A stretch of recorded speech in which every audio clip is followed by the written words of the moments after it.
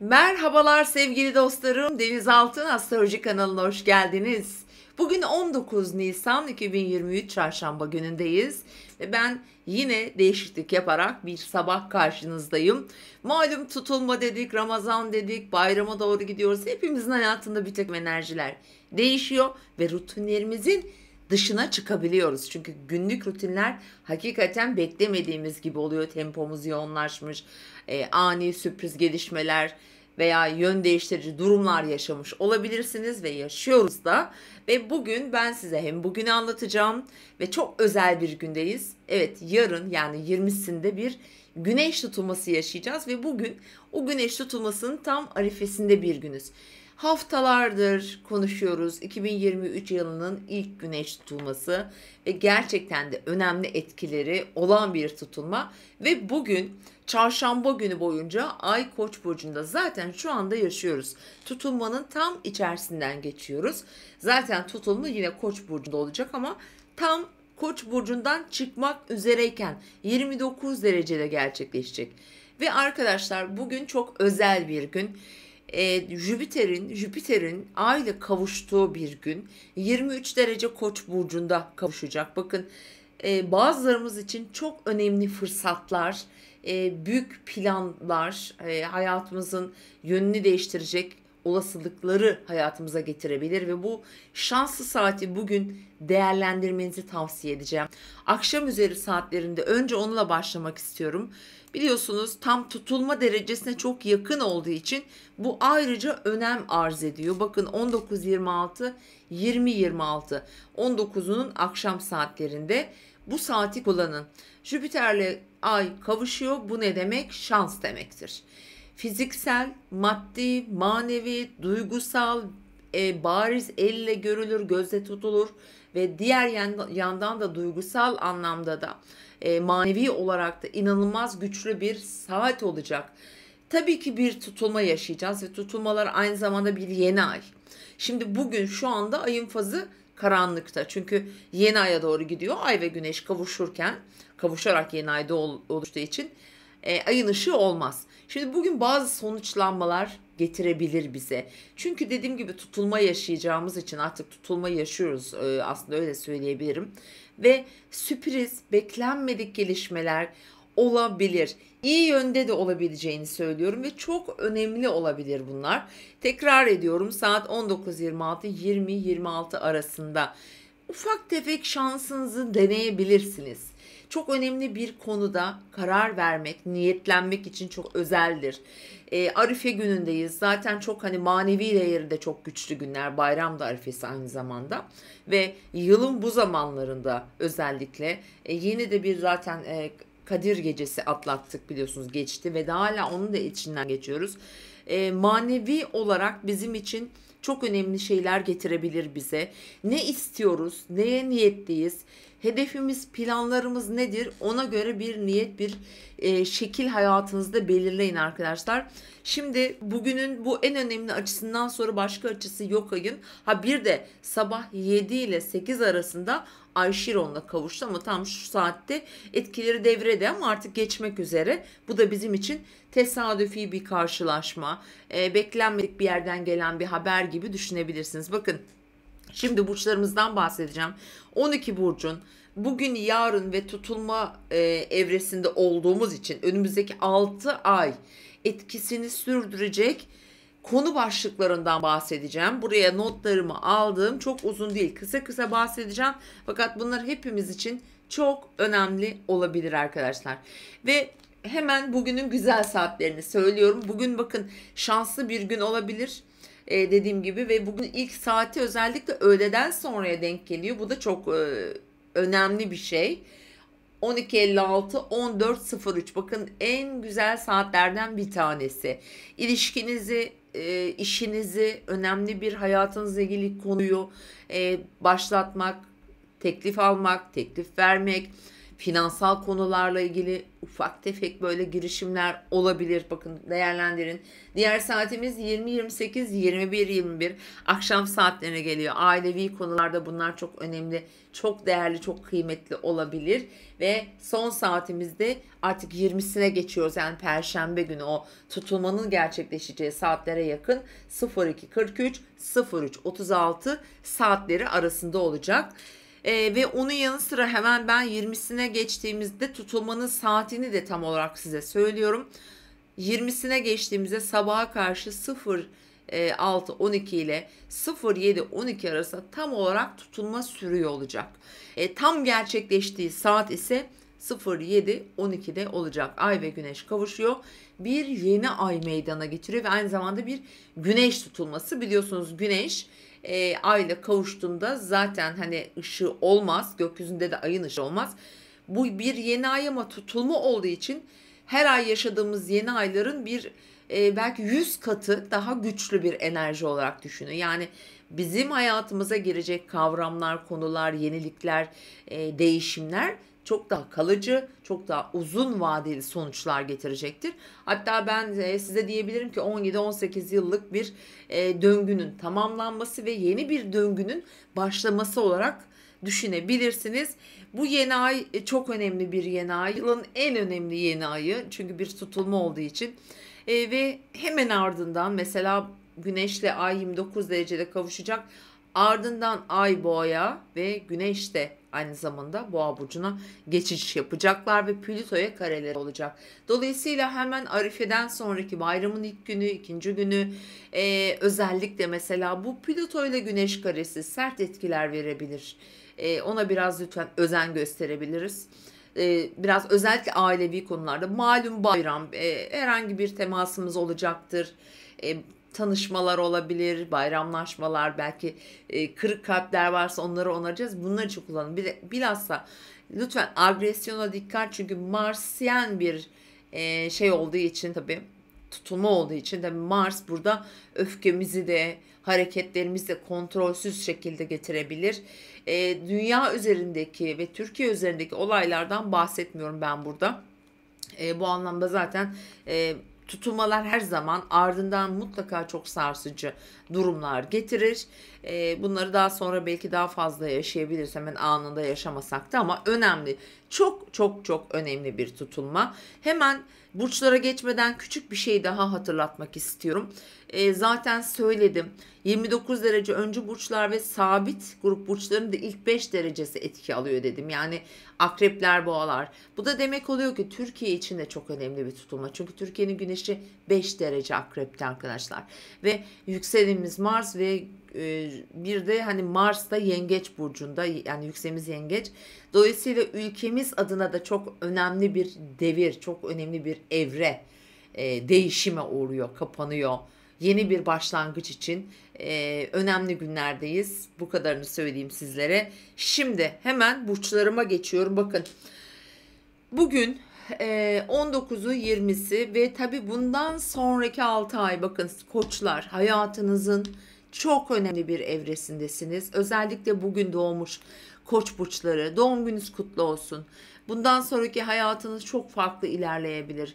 Zorluklar mutlaka hepimizin hayatında olur ama sizin ailenin içinde evle ilgili yerleşim yeriniz, ebeveynleriniz daha kalıcı, daha köklü konuları hayatınıza taşıyacak bir tutulma. Çözümler getirecek, yer değiştirecek, iş değiştirecek, kariyerinde başka yollara gidecek, hayatında bakış açısında değiştirecek çok önemli bir tutulma. Umarım hayatınız istediğiniz yönde yön bulur. Boğalar ve yükselen burcu boğa olan dostlar, 12. evinizde olduğu için tutulma. Bu arada başa dönerek şunu da tekrar hatırlatayım. Bakın çok şanslı tarafları da var bu tutulmanın. Jüpiteryen bir tutulma, özellikle koçlar. Çok önemli şanslar, fırsatlarla da karşılaşacaksınız. Altını çizmek istiyorum bunun. Evet, boğalara dönüyorum. Boğa ve yükselen burcu boğa olanlar 12. evde bir tutulma. Genellikle biraz stres yaratabiliyor. Ama aynı zamanda şifa veren bir yanı var. Derdine derman bulursun. Sağlığına şifa bulursun. Psikomatik sorunlarını çözersin. Dostunu, düşmanını görürsün. Bakın, kardeşlerinizle, yakın çevrenizle olan ilişkilerinizi de çok gündeme getirecek. Bazı şeyleri duyacaksınız veya mevcut sorunlarınızı çözeceksiniz. Dargınlıkları barıştırmak gibi de olabilir ama çok önemli aydınlanmalarla yaşayacağınızı söyleyebilirim. İkizler ve yükselen burcu ikizler olan dostlar, tabii ki sizin için çok önemli. Hatta bence en faydalı burçlardan bir tanesisiniz. Sosyal çevreniz, 11. eviniz, arkadaşlarınız, toplum içindeki yeriniz. Orada aldığınız görevler, sorumluluklar olabilir, yeni arkadaş çevreleri olabilir. Bunlarla daha çok mücadele edeceksiniz. Aslında yenilikler katacaksınız diyelim hayatınıza ve aynı zamanda mesela bu ilişkiler arasındaki para dinamikleri, işte borç almalar, borç vermeler veya verdiğim parayı geri almalar gibi herhangi bir finansla ilgili konu gelişme olursa eğer, hani buraları zorlayabilir açıkçası.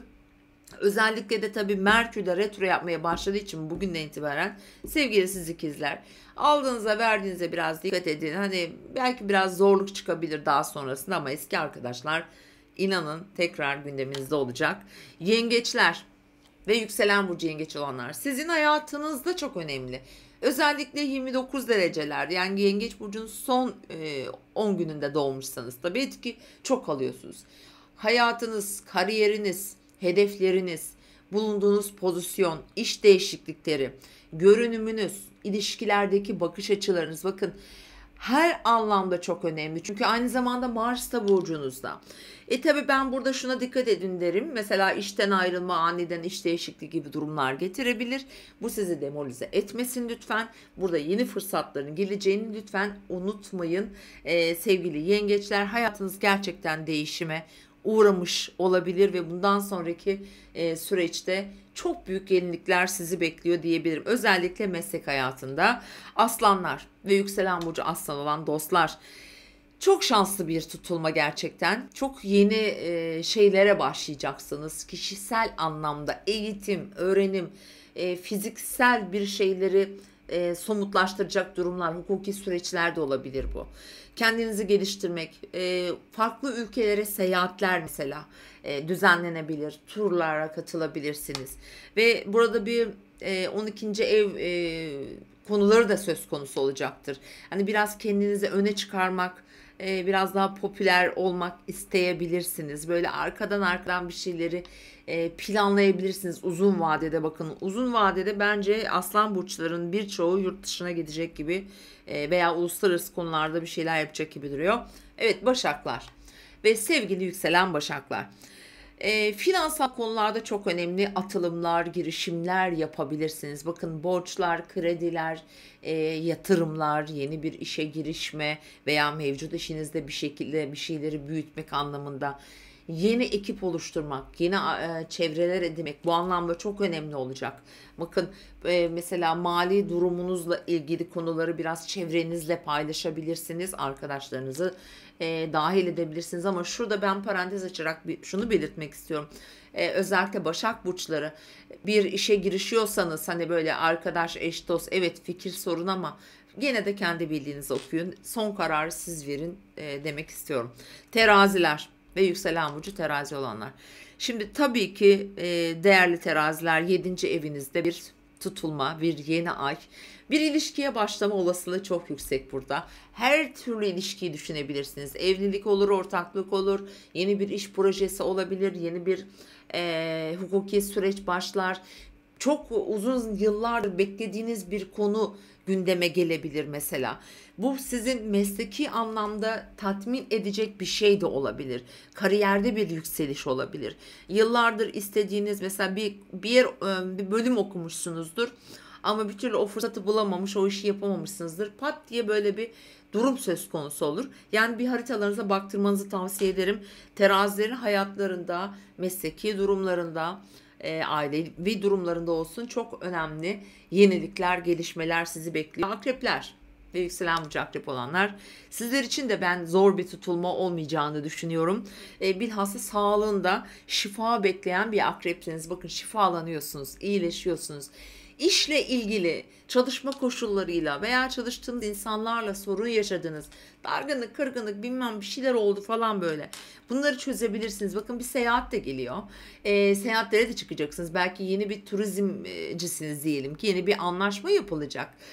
Buralarla ilgili önemli konular olacak veya mesleki işle ilgili konunuzda bir mesela beklediğiniz bir sonuçlanma var. Diyelim ki hukukla ilgileniyorsunuz, avukatsınız. Çok önemli bir davanın güzel sonuçlarını alabilirsiniz. Ve dediğim gibi maddi manevi de kazanç getirecek, sizi iyileştirecek, şifalandıracak güzel bir gerçekten tutulma. Etki alıyorsunuz. Özellikle de Akrep Burcu'nun ilk 10 gününde doğmuşsanız daha da çok etki alıyorsunuz. Yaylar ve yükselen burcu yay olan dostlar. Evet, yaylar için gerçekten keyifli bir yeni ay. Yeni başlangıçlar çocuklarla, aşkla, yaratıcılıkla, sanatla, parayla, finansla ilgili konularda olacak. Ama en çok para olacağını düşünüyorum. Biraz ufak tefek krizler de çıkartabilir zaman zaman sizlere. Ama borç kapama, işte buna benzer konular. Ben burada bir şeyi aslında çok üstünde durduğum bir konu var. Burada aklıma gelmiş ki parantez açıyorum yayları anlatırken. Arkadaşlar, birçok arkadaşın eline şimdi son zamanlarda biliyorsunuz emeklilikler oldu. EYT'liler mesela önemli bir toplu paralar aldınız. Güle güle harcasınlar. İnşallah doğru kullansınlar. Şimdi böyle yay deyince ben mesela yaylar diyelim ki EYT'den emekli oldun. Toplu para geçti eline. Ondan sonra işte yok gideyim borsaya, yok işte böyle bir yatırım yapma seçeneklerinizi çok doğru kullanmanız lazım. Bakın, 8. ev parayla ilgili bazen kayıplar da getirebilir. O yüzden çok güvenli adımlar atın lütfen. Sizin için çok değerli olan o kıymetli parayı doğru yerlerde değerlendirin. Hani benden tavsiye, size öyle söyleyeceğim. Oğlaklar ve yükselen burcu oğlak olanlar tabii ki hayatı en çok değişenlerden. Hayatında yerini, yurdunu, evini, ailesini bırakıp veya ailesiyle birlikte başka yerlere giden, evlenen, iş ortaklığı kuran, yeni iş yerleri açan, yeni iş yere girenler mi istersiniz? Oğlakların hayatında çok büyük değişimler var.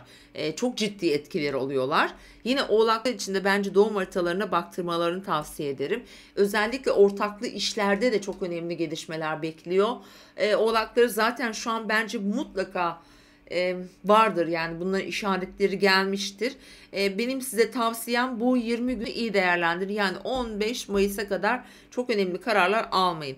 Kovalar, yükselen burcu kova olan dostlar. Şimdi 3. evinizde bir yeni ay ve güneş tutulması. 3. ev her zaman başarı getirir. Her zaman bir yenilik, bir şeyi öğrenmek için fırsat getirir. Bu bir eğitim almak olabilir. Ne bileyim, sizi ayağınızı yerden kesecek bir araç olur. Teknolojiyle ilgili bir şey olabilir. Mesela eğitimle ilgili çok önemli gelişmeler olur ve yakın çevreniz ve sosyal çevrenizle ilgili iletişim, bilgi trafiğiyle ilgili çok önemli gelişmeler olabilir. Bunlar mesleki durumda olabilir bakın. Veya mesela yakın çevrenizdeki birinin işte sağlığıyla ilgili bir şeylerle daha çok zaman geçirebilirsiniz. Yani tutulma bu yeni ay sizi dolaylı olarak etkiliyor. Yani direkt etki almıyorsunuz. Bence bu da sizi ruhsal ve psikolojik olarak iyi etkiliyor. Evet, geldik balıklara. Balık ve yükselen burcu balık olan dostlar. Tabii en çok parayla bağı olan burçsunuz. Para evinizde bir tutulma ve bu süreç 18 ay. Yani 18 ay boyunca burada tutulmalar devam edecek aslına bakarsanız. Maddi konular, gelirleriniz, kazançlarınız, oradaki yatırımlarınız sizin için çok önemli olacak.